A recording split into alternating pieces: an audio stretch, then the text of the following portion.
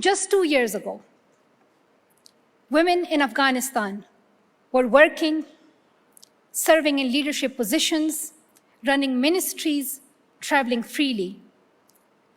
Girls of all ages were playing soccer and cricket and learning in schools. Though all was not perfect, there was progress.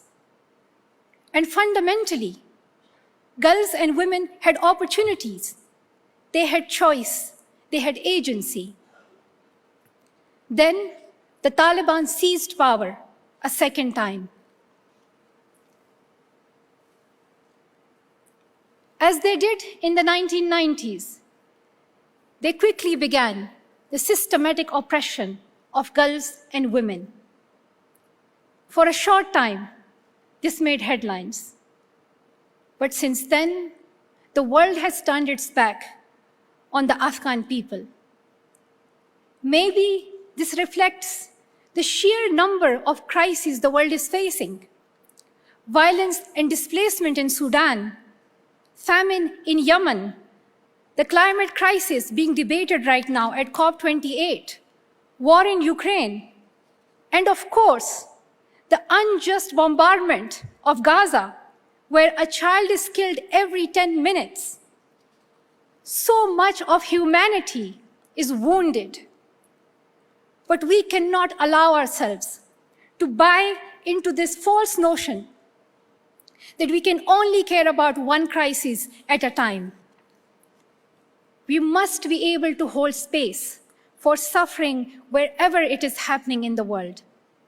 So today, I would like to bring attention back to the girls of Afghanistan whose suffering has been sidelined.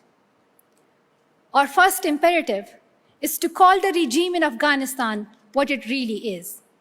It is a gender apartheid. If you are a girl in Afghanistan, the Taliban has decided your future for you. You cannot attend a secondary school or university. You cannot find an open library where you can read. You see your mothers and your older sisters confined and constrained in a similar way. They cannot leave the house on their own, not to work, not to go to the park, not to get a haircut, not to even see a doctor. And the punishment for doing these very ordinary everyday things is severe. Indefinite detention, forced marriage, beating, death. In effect, the Taliban have made girlhood illegal. If we, as a global community, accept the Taliban's edicts, we are sending a devastating message to girls everywhere that they are less human, that your rights are up for debate, that we are willing to look away. It took a bullet to my head for the world to stand with me. What will it take for the world to stand with the girls and women of Afghanistan? To anyone who says they care about protecting girls and women, to anyone who says they care about education, to anyone who says they care about oppression, what are you waiting for? The case could not be clearer.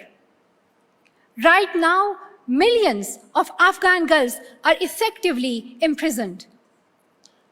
But they fight on, calling for justice, calling for the world to stand with them. They are the heroes the history books can teach us about. We must be their champions until they're free. Thank you.